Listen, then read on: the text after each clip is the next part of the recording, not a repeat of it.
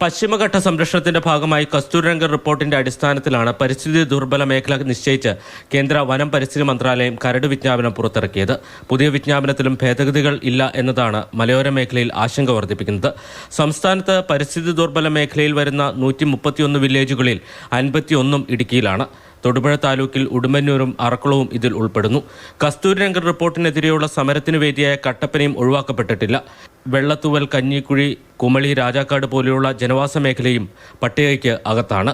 2013 Oommen committee നിർദ്ദേശിച്ച ഭേദഗതികൾ മാത്രമാണ് വിജ്ഞാപനത്തിൽ ഉൾപ്പെടുത്തിയിരിക്കുന്നത്.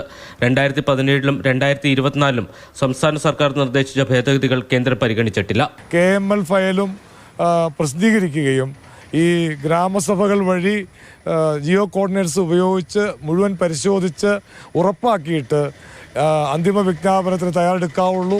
അക്കാര്യത്തിൽ സ്റ്റേറ്റ് ഗവൺമെൻറ് ഗൗരവപൂർവ്വം ഇടപെടണം. പുതിയ വിജ്ഞാപനത്തിൽ സംസ്ഥാനത്ത് ESA 9993 സ്ക്വയർ കിലോമീറ്ററാണ്. എന്നാൽ 2024 LDF സർക്കാർ 8711 സ്ക്വയർ കിലോമീറ്ററാണ് ശുപാർശ ചെയ്തത്. ഇത് പരിഗണിക്കാൻ കേന്ദ്രം തയ്യാറായിട്ടില്ല. ഈ മാസം 15 മുഖ്യമന്ത്രിയുടെ സാന്നിധ്യത്തിൽ കേന്ദ്ര വനം പരിസ്ഥിതി മന്ത്രാലയത്തിലെ ഉദ്യോഗസ്ഥരുമായി തിരുവനന്തപുരത്ത് ചർച്ച നടന്നിരുന്നു. ഇതിൽ ജനവാസ മേഖല പൂർണ്ണമായും ഒഴിവാക്കണമെന്ന് ആവശ്യപ്പെട്ടിട്ടുണ്ട്.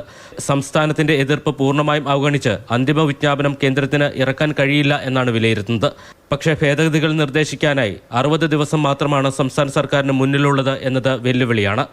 മാതൃഭൂമി ന്യൂസ്, ഇടുക്കി.